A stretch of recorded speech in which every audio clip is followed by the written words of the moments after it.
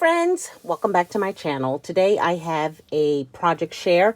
This is the shaker envelope that I have packaged to share this year's Christmas tags and cards, using it to share it with friends and family. I saw a tutorial over on Alice, Absolutely Alice.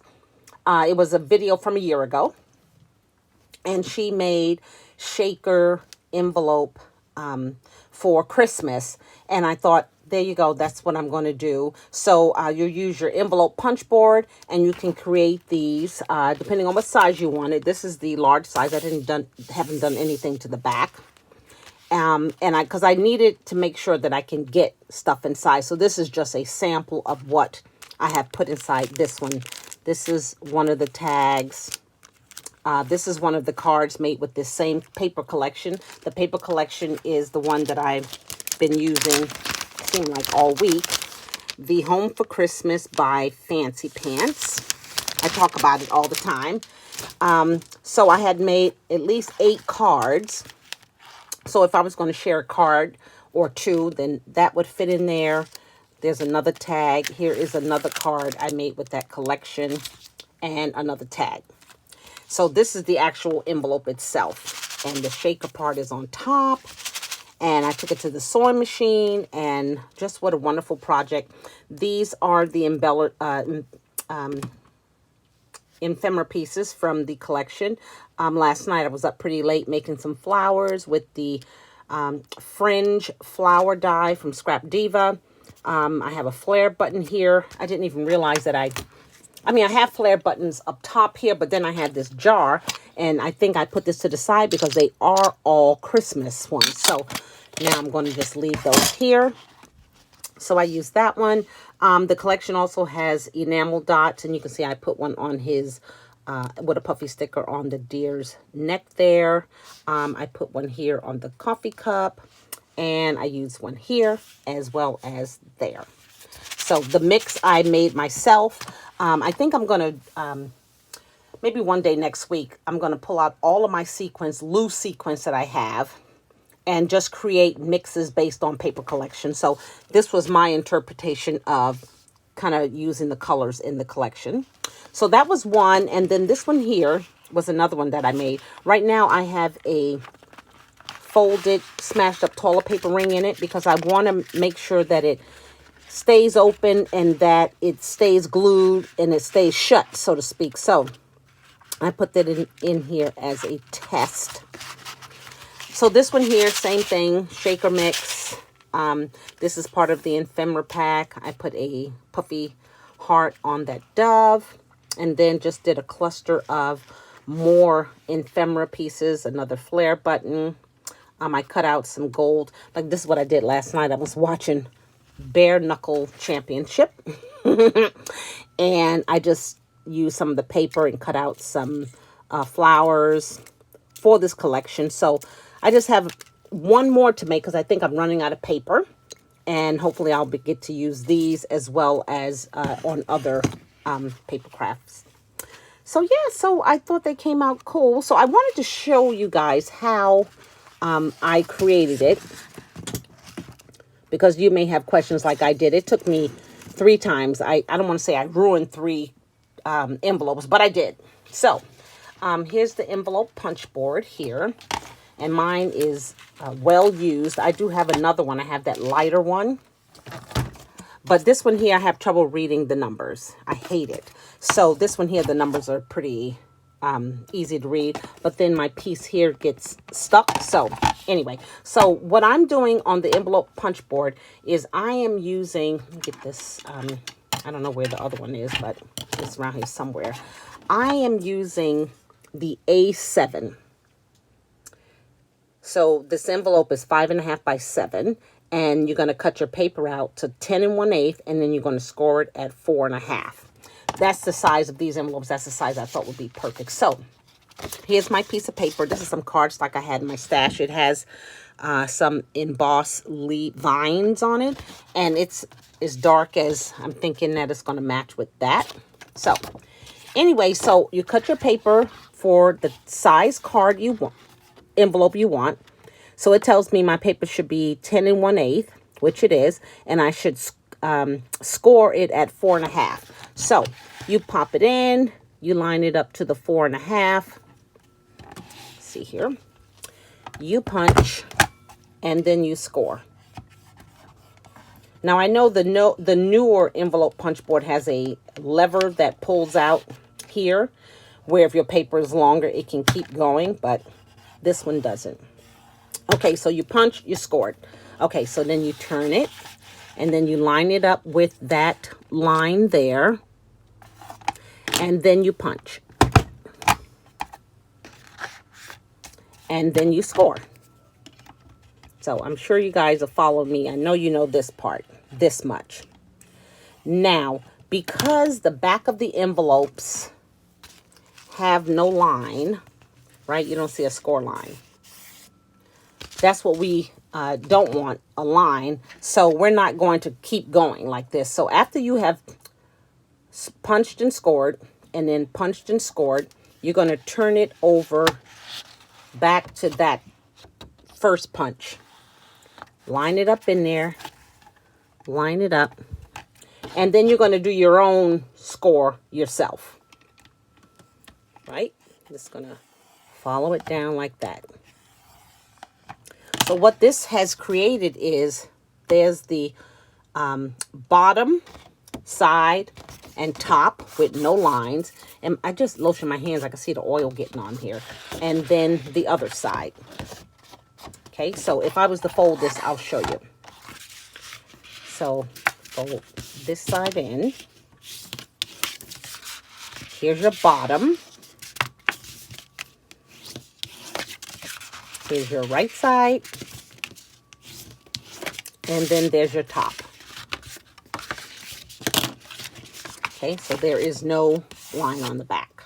Okay, so that's the tricky part that took me to waste 3 pieces of paper in order to get. So, then you want to create your shaker. So what you have to do at this point is create a template, which she talks about that, and I'll link her video at the bottom. You create a template. What I did was, here was the envelope I'm going to use, and then I'm going to make a second one. And the second one, I am going to cut it apart and get the measurements to use to cover up the sides. Like, see, this envelope here is paper, is the gingerbread house color, but then I made these layers to go on top and on the inside. So that's what you want to do. So that's why you make a separate one that you cut it apart. And this is what you're going to line your inside with. And you can see it's too big, where you're going to have to trim it down, and that's fine. So that would go there. And then, and actually, let me just trim it really quick so I can kind of keep going. Where's my cutter at?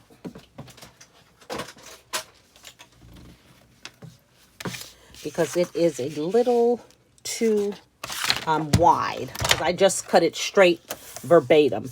But I'm going to just cut like a little off of this edge. And then a little off of this edge. And I just start with the small amount. And then I'm able to see.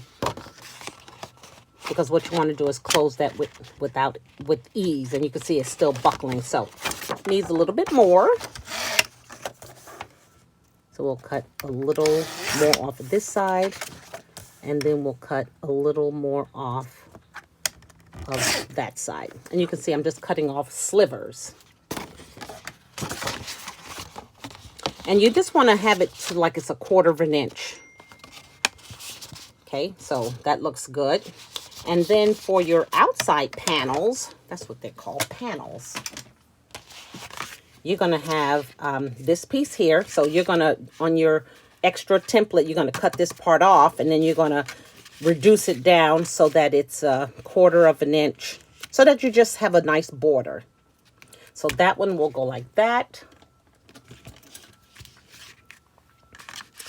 And then this one and I'm matching it up. Sorry, this side is this side. Matching it up with that edge there. That will go like this. And then this one, oops, I think I got them backwards. Oh my gosh. I think I cut them. I think I used the same template twice. That's what I did. I do have my templates here. Left side, right side, and I think I may have used one of them twice. But basically, you're going to have one that matches this side and one that matches this side. And like I said, it took me 3 times of wasting paper so that it'll look like that. That'll be your envelope.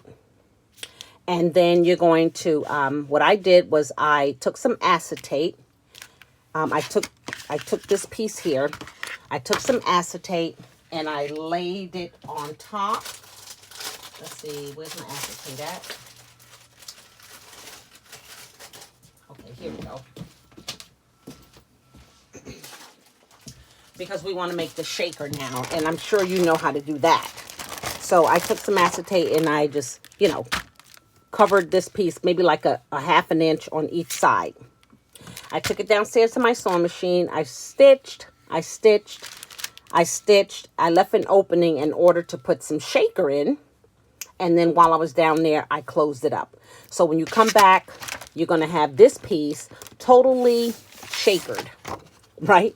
It's going to look just like this, where you have the stitch mark here. And what I did too, and you'll watch on Alice's video, is she closed it up at this level so that the shaker mix doesn't go all down here, right?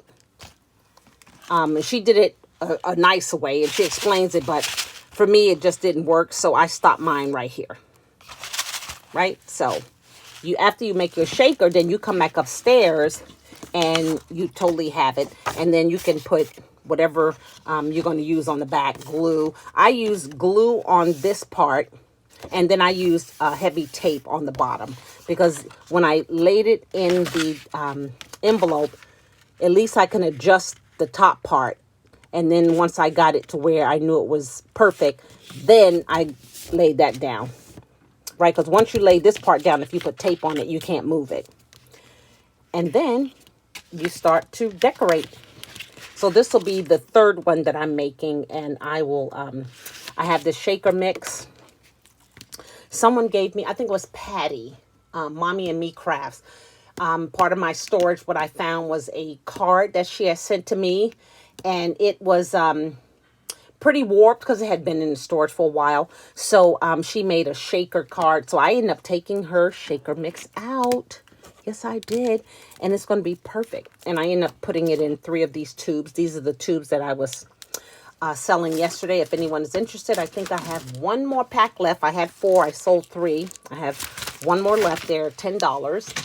And I'm going to take these downstairs and then pop them in there and then stitch it up and come back up and finish this one off. So I hope I didn't rush explaining that to you guys. Really fun. I'm going to leave the link down below. She made this video over a year ago. Alice did. And she was in a challenge, or just was with another young lady from YouTube, and they were doing this together. And you'll also see the link to her friend where you can go see how she made hers. But Alice's was just enough. I couldn't take any more. I was like messing up and until I got the hang of it. So that's it, you guys. This is how I'm going to be packaging up my tags that I'm going to be sharing with friends and family this year using these shaker envelopes. So thanks for watching. I hope I explained this as easily as possible. Certainly leave me comments down below. I don't have a problem with explaining a little more detail if there was something in this that you missed. Okay, have a great day. Bye now.